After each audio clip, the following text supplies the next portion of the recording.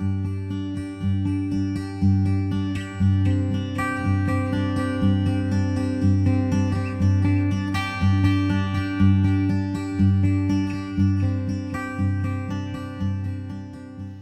le bonjour à toutes et à tous.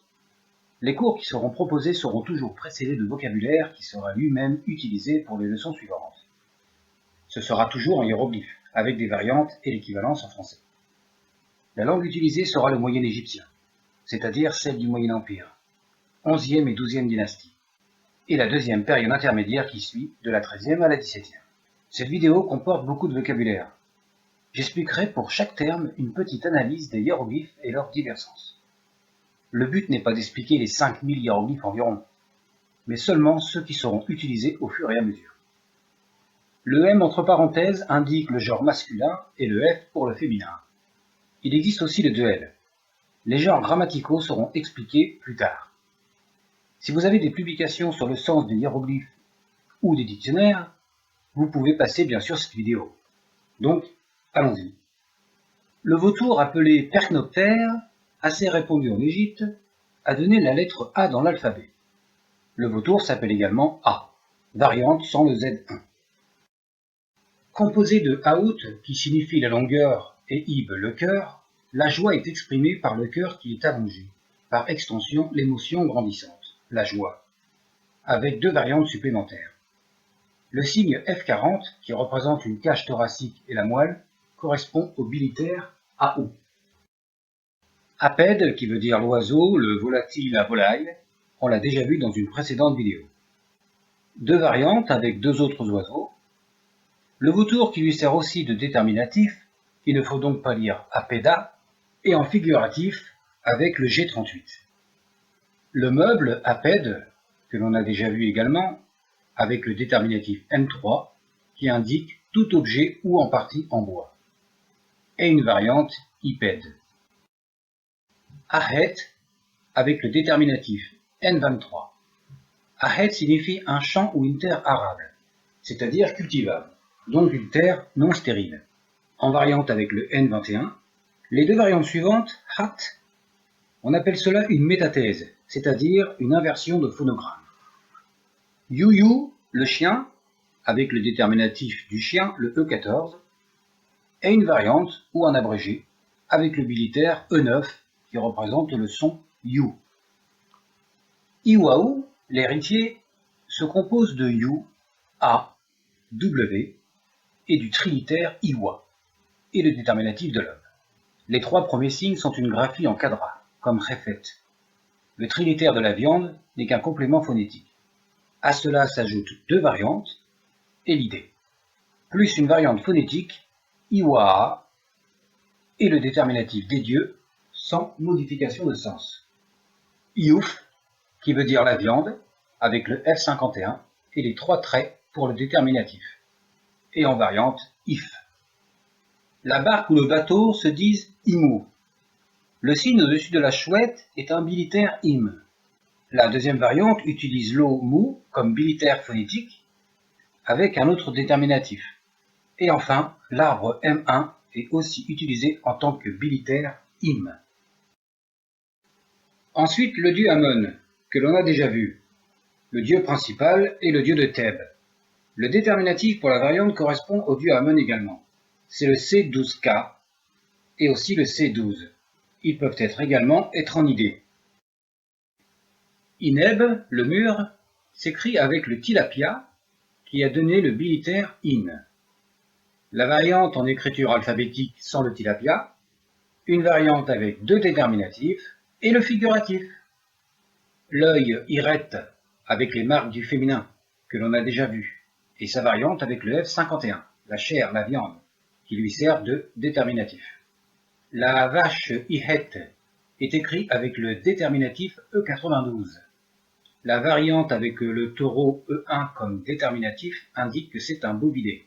Le bovidé se dit ihe. La variante correspond au féminin que l'on traduit par vache. Le phallus qui est au-dessus de l'idéogramme du sexe féminin rappelle la puissance sexuelle du taureau. Ces deux signes sont une graphie qui ne se lisent pas et ne sont pas des bilitaires dans cette variante. Is, qui recouvre plusieurs sens, la tombe, l'atelier, la salle d'archives et la chambre du conseil. La maison père est le déterminatif de toute construction, la variante avec le Z1, et la variante avec le N2, la touffe d'herbe, en complément phonétique, is. Avec le R19 qui représente un sceptre avec une plume, nous avons la ville de Thèbes, ou appelée par les Grecs Diospolis Magna. Thèbes, c'est le chef-lieu du quatrième nome de Haute-Égypte appelé le sceptre. Le R19 représente le quadrilitère Wasset. Il est suivi du T et le O49 qui est le déterminatif des localités. Également la variante en idée. Bandelette, bandage, embaumement se disent out. Le V38 représente un bandage et il sert de déterminatif. La variante possède le AA2, une pustule, un déterminatif pour les odeurs. Le AA2 représente le bilitaire out et le déterminatif est le S28 pour les vêtements et les tissus. Enfin, le V6, également le déterminatif pour les vêtements et les tissus. Bac, pour le serviteur, l'esclave. L'oiseau, le jabiru G29, est un militaire bas. Il est souvent écrit sans complément d'unitaire, la variante sans le déterminatif. La servante, baquette, avec le T du féminin, et le déterminatif B1, qui représente tout le domaine qui se rapporte au féminin.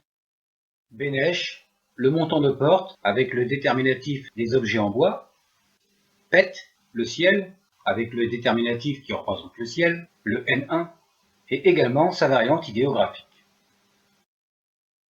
Le bilitaire père avec le Z1 traduit la maison. L'homme, la femme et le Z3 du pluriel indiquent un groupe ou un ensemble de personnes. On traduit par les gens de la maison, la maisonnée. Et une variante abrégée, comme pour la maison. Match, qui traduit le granit, avec le bilitaire ma, le tche et le déterminatif W7, qui représente un vase de granit. La variante avec le N37, un déterminatif pour tout ce qui se rapporte à la pierre, suivi de la variante mat, et une variante avec les deux déterminatifs. Le chat miou, non c'est pas une blague, avec le bilitaire mi, représenté par le W19, avec le déterminatif du chat, le E13. La variante avec le F27, une peau de bœuf, qui est le déterminatif de tout animal ou mammifère. Le vautour différent du pernoctaire, le G14, est utilisé en tant que trilitère mout. Avec le B1, on traduit par la mer. Une variante figurative avec le T et le Z1, une orthographie avec le T avant, sans le T et sans le déterminatif. Le bouquetin avec le déterminatif E30. En variante, nous avons niaou avec la phono aou comme aoutib, la joie. Le chasseur se dit nous. Le premier signe, le U19, une herminette, c'est le bilitaire nous. Il est souvent associé avec le vase W24, qui est également le bilitaire nous, mais on ne prononce pas nounou. La variante rajoute le son ou, suivi des jambes, un déterminatif qui indique un mouvement. La variante suivante est précédée de l'unilitaire N. L'œil sert également de déterminatif pour le chasseur, en complément de l'homme. Enfin, la dernière variante utilise le bilitaire nous, le U20, qui est un vestige de l'Ancien Empire, avec le déterminatif A248 accompagné du chien pour la chasse. Le S12, qui représente un collier de perles, est le trilitaire Nebou. L'or se dit Nebou, avec les 3 grains N33A. Les 3 grains sont utilisés comme déterminatifs de la matière, des produits et autres emplois que l'on verra plus tard, suivi des variantes et les unilitaires accompagnant le trilitaire Nebou. Le sycomore se dit Néette avec le N1, le déterminatif de l'arbre. Dans certains contextes, on doit le traduire par arbre. La variante M1A, l'arbre qui est traversé par une branche, n'est qu'une graphie provenant du hiératique, et également le déterminatif des objets en bois, et par conséquent la flore. Nechenu, qui traduit bébé nourrisson. Le déterminatif A17, un enfant assis, le doigt à la bouche. Il représente tout ce qui se rapporte à l'enfance. Le déterminatif de l'homme, en plus, dans la variante, représente le genre humain masculin. La variante se lit Nechen. La dernière variante possède une graphie supplémentaire. avec le signe G37, qui représente un moineau. Le G37 représente tout ce qui est petit, la petitesse. Nechet, la force, mot fréquemment employé, et également le sens de victoire, dans certaines acceptations. La branche représente le bilitaire Chet.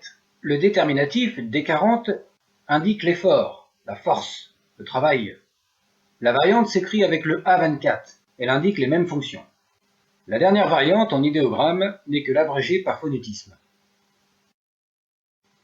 Le deuxième hiéroglyphe, la langue Nes. Le déterminatif est le W11, un support de jarre qui est utilisé dans l'alphabet pour noter la lettre G. Dans la variante, nous avons le déterminatif de la maison, car le trône est situé dans les habitations. Dans la deuxième variante, nous retrouvons le support de jarre W11. Il représente le trilitère Neset. Le déterminatif, c'est le Q2. C'est une assimilation phonétique avec le trône Q1, qui ici n'est pas représenté, mais qui sera expliqué plus tard. Le roi Nissout. La lecture Nissout pour le roi sera expliquée également plus tard. Le déterminatif est celui du roi, le A41.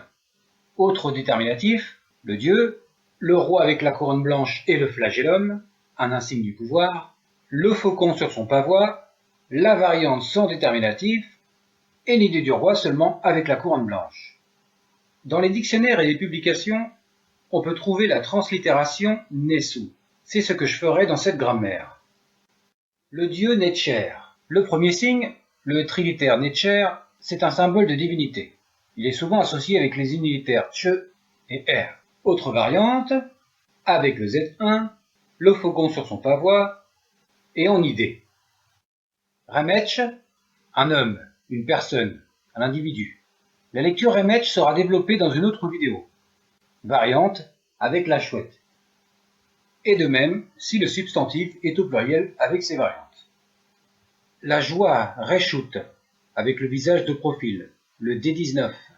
Le D19 est le déterminatif de ce qui est en rapport avec le nez, le visage, la joie.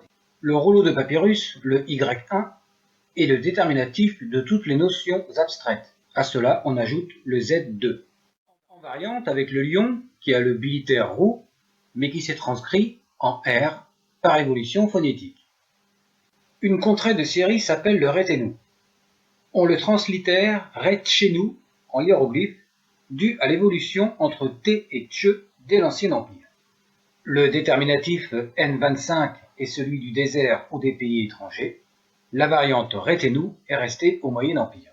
Le bâton de G, T14, après le OU, possède des bilitaires, trilitères et quadrilitères. Ici, c'est le bilitaire Ten. Le hiéroglyphe du canard en vol possède aussi des bilitaires jusqu'au quadrilitaire. Ici, ce sera le bilitaire Ten. Associés ensemble, comme le nous du chasseur, c'est un complément phonétique. Il ne faut pas lire Retenu Ten. Les unilitaires R et D et le déterminatif de la jambe traduisent la jambe, le pied, suivi de deux variantes. Le U36 désigne un pilon pour écraser des substances. C'est le bilitaire Hem. Un serviteur, un esclave, comme Bach, s'écrivent directement avec le U36 sans être accompagné de l'unilitaire M de la chouette. À cela, nous avons trois variantes. Nous avons aussi Hemet, qui traduit une servante, une esclave. Sur ce, à bientôt pour du nouveau vocabulaire.